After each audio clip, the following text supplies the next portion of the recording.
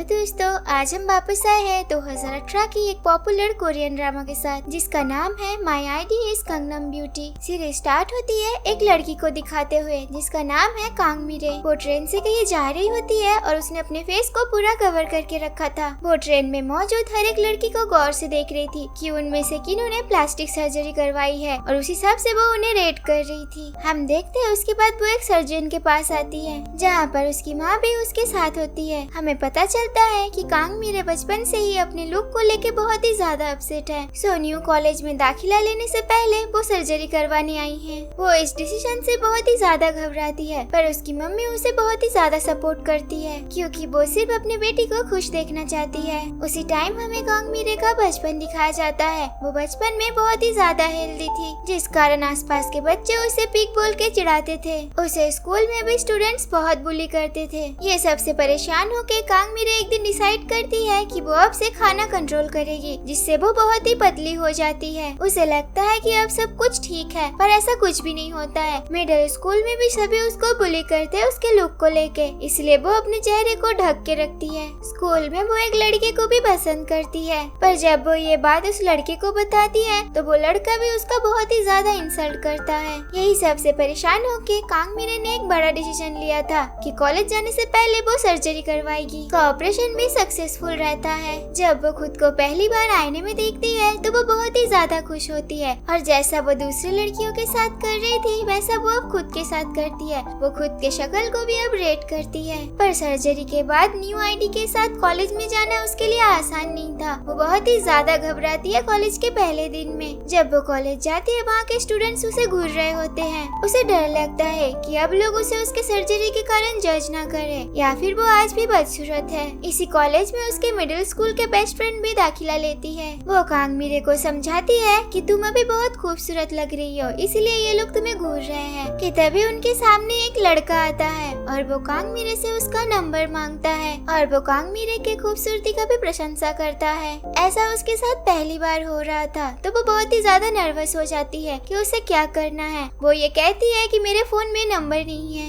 ये बात उस लड़के को बुरा लगता है और वो कहता है कि तुम मुझे सीधे ही मना कर देती। कांग मिरे को लग रहा था ये उसके लाइफ का एक न्यू शुरुआत है, इसलिए अपने कॉलेज के पहले दिन को मेमोरी बनाने के लिए वो ही उनके साथ एक सेल्फी लेती है और ये उसकी लाइफ का पहला सेल्फी था। दूसरी ओर हम कांग मिरे के डैड को देखते हैं जो कि अपने बच्चे को लेके बहुत ही ज्यादा प्राउड फील करते हैं। उन्हें नहीं फर्क पड़ता कि कांग मिरे को उसके लुक के कारण बाहर के लोग क्या बोलते हैं, पर वो अपनी बेटी से बहुत ज्यादा प्यार करती है। उनके हिसाब से उनकी बेटी सबसे खूबसूरत और इंटेलिजेंट है। उन्हें अपने बेटी की सर्जरी के बारे में नहीं पता होता है। हम वापस से कॉलेज में कांग मिरे को देखते हैं। वो दूर से खड़ी होकर अपनी डिपार्टमेंट के स्टूडेंट्स को देख रही होती है। वहाँ पर भी वो उन लड़कियों को उनके लुक के बेसिस पर जज कर रही होती है। तभी वहाँ पर एक बहुत ही खूबसूरत सी लड़की आती है जिसे वो 100 आउट ऑफ 100 देती है क्योंकि उसकी ब्यूटी नेचुरल थी। फिर वो उनके पास जाके बातें करती है और अपना परिचय देती है। वहाँ मौजूद स्टूडेंट्स कहते हैं कि उन्हें लगा कि कांग मिरे उनसे सीनियर है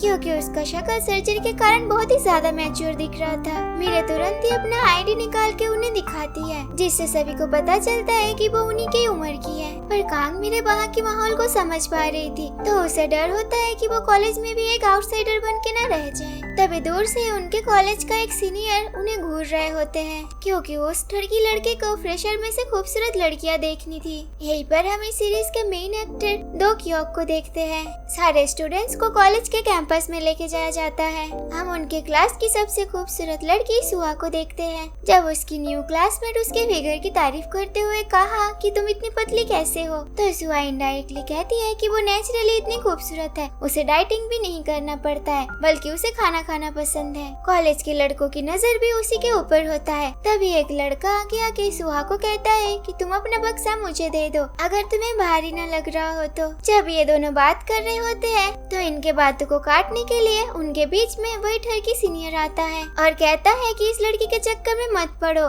शायद वो ऐसे मीठी मीठी बातें करके लड़कों को फंसाती होगी। जब सुहा बोलती है कि वो ऐसी नहीं है तो वो लड़का कहता है कि तुम्हारे पीठ पीछे तो लोग इसी बारे में फुसफुस कर रहे हैं। सीन शिफ्ट होता है है और केमिस्ट्री डिपार्टमेंट के सभी स्टूडेंट अपना परिचय दे रहे होते हैं। यहीं पर हमें पता चलता है कि वो ठरकी लड़का इन्हीं के डिपार्टमेंट का सीनियर है और पिछले 4 साल से इस कॉलेज में है। वो फ्रेशर्स को बड़ी बड़ी बातें करते हुए कहता है कि तुम लोगों को कभी भी किसी भी चीज की परेशानी हो तो मेरे पास जरूर आना, मैं मदद करूँगा। इसके बाद सभी फ्रेशर्स अपना इंट्रोडक्शन दे रहे होते हैं, जहाँ कांग मिरे पहली बार दो क्योंग को देखती है और उसका नाम सुन के थोड़ा सा घबरा जाती है, क्योंकि उसके बचपन के स्कूल में भी इसी नाम का एक लड़का था। दो क्योंग बहुत ही ज्यादा हैंडसम था, तो सभी उसकी तारीफ करते हैं। और इसके बाद इंट्रोडक्शन का नेक्स्ट मौका क्लास की सबसे खूबसूरत लड़की सुआ को दिया जाता है। जब सुआ कहती है कि उसे दोस्त बनाना बहुत पसंद है, तो क्लास के सभी लड़के अप्रोच करते हैं कि हमें भी दोस्त बना लो।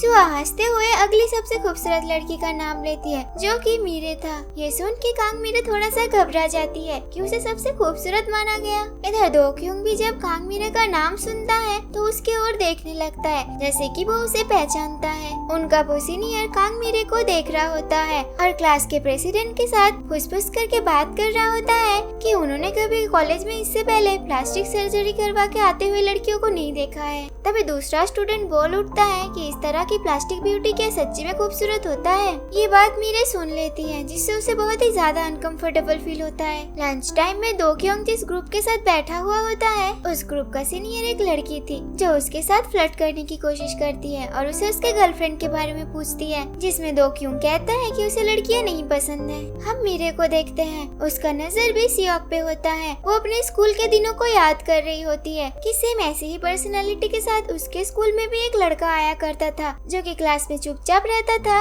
और कोई भी स्टूडेंट से उसे मतलब नहीं था। वो मन ही मन बोल रही होती है कि अगर सियोक ने उसे देखा भी है पर उसे पहचान तो नहीं पाएगी, क्योंकि उसने अब प्लास्टिक सर्जरी करवा ली है, तो उसे सियोक को लेकर परेशान होने की कोई जरूरत नहीं है। वो अपने ग्रुप के साथ बैठ के एंजॉय कर रही होती है कि तभी वहाँ पर वो सीनियर आ जाता है और वो सभी लड़कियों को कहता है कि वो लोग नॉर्मल पानी क्यों पी रहे हैं और सबको बियर देता है। कांग मिरे ने इससे पहले कभी बियर नहीं पिया था, तो उसे ये अच्छा नहीं लगता। ऊपर से वो लड़का भी उससे काफी ज्यादा चिपक रहा था। वो मीरे से पूछता है कि तुम्हारा कोई बॉयफ्रेंड है, जिस पर वो ना कहती है। तो वो तुरंत कहता है कि क्या मैं तुम्हारा बॉयफ्रेंड बन सकता हूँ, जिससे वो बहुत ही ज्यादा हैरान हो जाती है। मीरे कोई जवाब तो नहीं देती है, पर उसे यहाँ अच्छा नहीं लग रहा था, तो वो वहाँ से चली जाती है।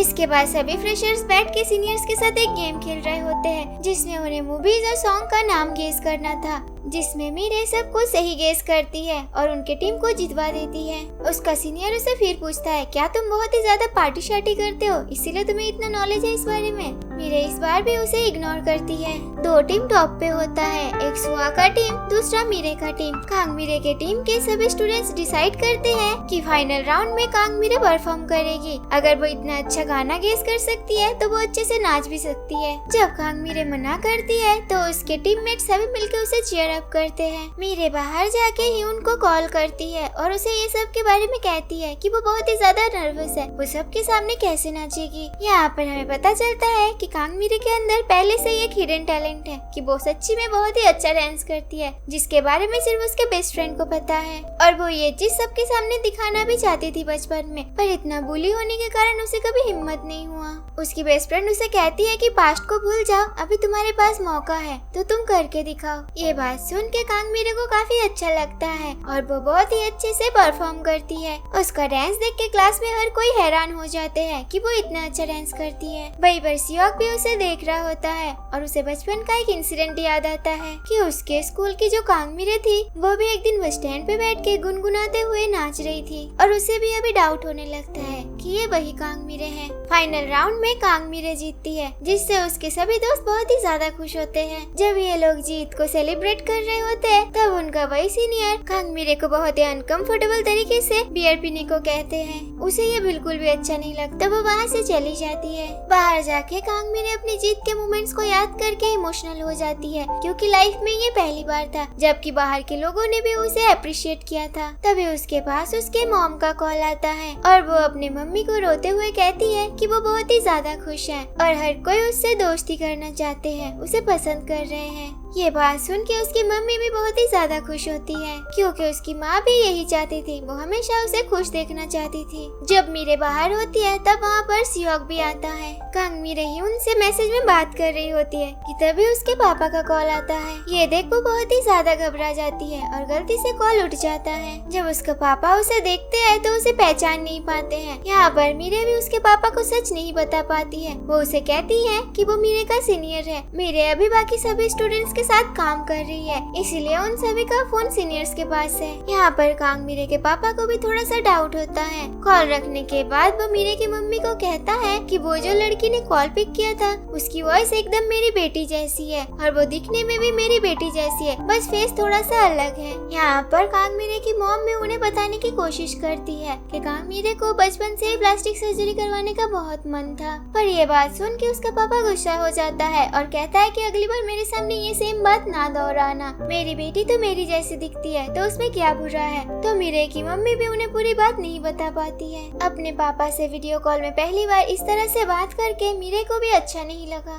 कि तभी वहाँ पर उसे ढूंढते हुए उसके पीछे उसका सीनियर आ जाता है और उसे कहता है क्या तुम ठीक हो और यहाँ पर अकेले बैठकर क्या कर रही हो? अगर तुम्हें अकेले में बैठ के रेस्ट लेना है तो उधर एक रूम खाली है, वहाँ जाके तुम रेस्ट ले सकती हो। ये बात सुन के मीरे उसे थैंक यू बोल के वहाँ से उठ के चली जाती है कि वो लड़का भी उसके साथ आने लगता है और कहता है कि मैं भी थोड़ी देर रेस्ट कर लूंगा वहीं पर। मीरे उसे ना नहीं बोल पा रही थी। ये चीज सियोक देख लेता है। जब मीरे उसके साथ रेस्ट रूम में पहुँचती है तो वो लड़का उसे अपने पास आके बैठने को कहता है। मीरे नहीं सुनती और दूर जाके बैठती है। तो वो लड़का उसे पूछता है क्या मैं तुम्हें अनकंफर्टेबल फील करवाता हूँ? एक काम करो तुम यहाँ पर आके बैठ जाओ, मैं कहीं और बैठ जाता हूँ। और वो मीरे को घूरने लगता है। उसका इंटेंशन मीरे को समझ आ रहा था कि तभी वो लड़का बोल उठता है कि तुम बहुत ही खूबसूरत हो। ये बात सुन के मीरे चौंक जाती है और वो पानी पी रही थी तो उसे खांसी आने लगती है। सिचुएशन का फायदा उठा के लड़का उसके पास आके बैठ जाता है और कहता है कि मैं तुम्हारे बारे में और जानना चाहता हूँ। वो उसे कहता है कि तुम बहुत ही टैलेंटेड हो और बहुत खूबसूरत डांस करती हो, मैं तुम्हें पसंद करता हूँ, क्या तुम इसके बारे में थोड़ा सा सोचोगी? ये सब बातें सुन के मीरे वहाँ से उठ के जाने लगती है और कहती है शायद मेरे दोस्त मुझे ढूंढ रहे होंगे, मैं काफी देर से बाहर हूँ। यहाँ पर वो शैतान लड़का तुरंत गेट के पास आके गेट को लॉक करने की कोशिश करता है और कहता है कि तुम्हें कोई भी नहीं ढूंढ रहा है,